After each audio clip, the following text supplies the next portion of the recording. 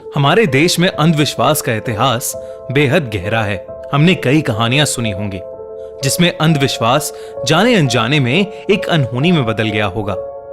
मगर आज का एक केस आपको अंदर तक हिलाकर रख देगा और सोचने पर मजबूर कर देगा कि आखिर मुजरिम कोई इंसान है या हमारे मन का अंधविश्वास। 24 अक्टूबर 2007 हिमाचल प्रदेश की सुंदर वादियों के बीच बसे एक छोटे से गांव में आम दिनों से कुछ ज्यादा हलचल थी, क्योंकि गांव के एक ही घर से सभी घर वालों के जोर जोर से रोने की आवाज आ रही थी। गांव की सरपंच शीर्षा देवी जब गांव के कुछ लोगों के साथ उस घर के अंदर गईं, तो वहां उन्हें सब घर वाले उस घर की बेटी लता देवी की लाश को घेरकर रोते हुए मिले। गांव वालों को पिछले 2 दिन से रात के समय लता देवी के चिल्लाने की आवाजें सुनाई तो दे रही थीं, पर उन सबको यही पता था कि वो बीमार चल रही है और इस वजह से दर्द में थी। पर लता देवी को मरा हुआ देखकर सब बहुत ज्यादा डरे हुए थे। तभी उन्हें किसी के कुछ बोलने की आवाज आई और उन्होंने देखा कि घर के वरांडे में एक तांत्रिक खड़ा है। वो तांत्रिक वहां खड़ा बार बार बोल रहा था कि वो लता देवी को जिंदा कर सकता है। ये देखकर सब गांव वालों को एहसास हो गया था कि उस तांत्रिक ने ही कुछ किया था, क्योंकि लता के शरीर पर कई सारे चोट के निशान थे और पूरे घर में उसके खून की छींटे फैले हुए थे, बल्कि उस तांत्रिक के कपड़ों पर भी खून लगा हुआ था। शीर्षा देवी ने तभी पुलिस को फोन लगाया। पुलिस ने फौरन वहां पहुंचकर उस तांत्रिक को गिरफ्तार कर लिया।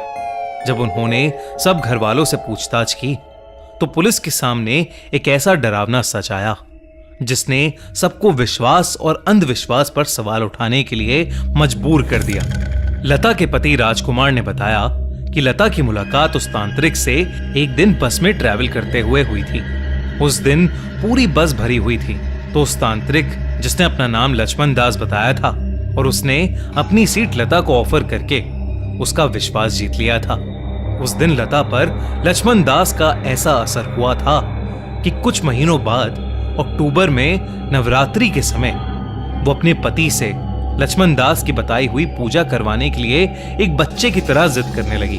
राजकुमार को लगा कि पूजा करने में कोई नुकसान नहीं था, पर उसके घर में सब मांस खाते थे और शराब भी पीते थे, जो पूजा के लिए ठीक नहीं था।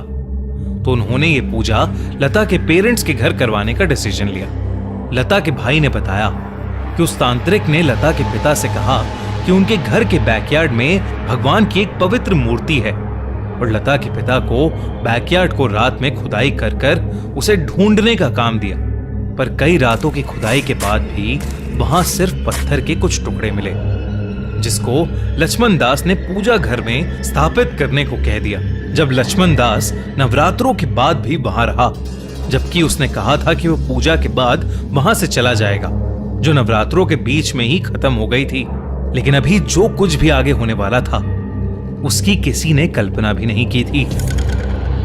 22 अक्टूबर 2007 दशहरा के एक दिन बाद लता, जो अभी तक एकदम नॉर्मल थी, अचानक से जोर जोर से बिना रुके अपना सर नोचने लगी और अपने हाथ जमीन पर जोर से मारने लगी।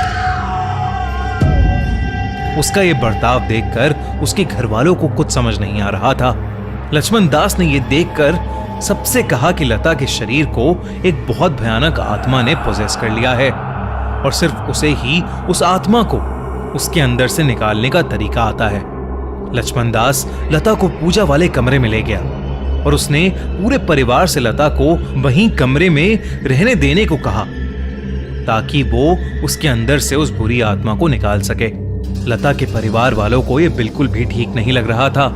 लक्ष्मण दास ने पूजा घर के अंदर मंत्र बोलते हुए लता को जोर जोर से चिमटे और चेन से मारना शुरू कर दिया। वो लता को बिना रुके घंटों तक मारता रहा और लता दर्द से रोती और चिल्लाती रही। लता को इतनी तकलीफ में देखकर उसके परिवार वालों ने लक्ष्मण दास को रोकने की बहुत कोशिश की, पर लक्ष्मण दास ने उन्हें बीच में दखल देने से यह कहकर मना कर दिया कि वो बुरी आत्मा जो लता के अंदर है वो उनको भी पोजेस कर सकती है। लता के परिवार वाले डर के मारे उस वक्त कुछ भी नहीं कर सके। वो सारी रात लता को चिमटे और चेन से मारता रहा और लता दर्द से चीखती और रोती रही। लेकिन रात भर की मार के बाद अगले दिन लता बिल्कुल नॉर्मल हो गई। सबको ऐसा लग रहा था कि शायद लता ठीक हो गई है, पर अचानक शाम होते ही वो फिर से अपना सर नोचने लगी और अपने हाथ जोर जोर से जमीन पर पीटने लगी। ये देखकर लक्ष्मण दास ने सबसे कहा कि लता देवी के अंदर वो आत्मा अभी भी थी और उसने वापस लता को मारना शुरू कर दिया। लता का पूरा परिवार बहुत परेशान हो रहा था, मगर लक्ष्मण दास ने इस बार भी किसी की नहीं सुनी और मारते मारते लता के पूरे शरीर से इतना खून निकाल दिया कि लक्ष्मण दास की शर्ट भी लता के खून से लाल हो गई।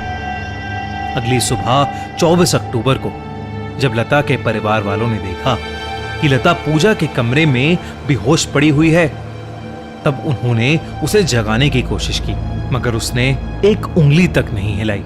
उसे ऐसी हालत में देखकर वो सब बहुत ज्यादा डर गए और उसे तुरंत एक मेडिकल सेंटर ले गए।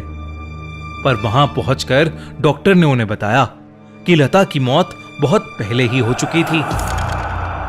जब लता का परिवार अंतिम संस्कार के लिए लता के शरीर को घर लाए, तब भी लक्ष्मण दास दावा करता रहा कि वो लता को जिंदा कर सकता है। इतने में ही उनके गांव की सरपंच शीर्षा देवी और बाकी गांव वाले वहां आ गए और शीर्षा देवी ने पुलिस को बुला लिया। लक्ष्मण दास ने पुलिस से अपने बयान में जो कहा वो सुनकर पुलिस को भी घिन आ गई।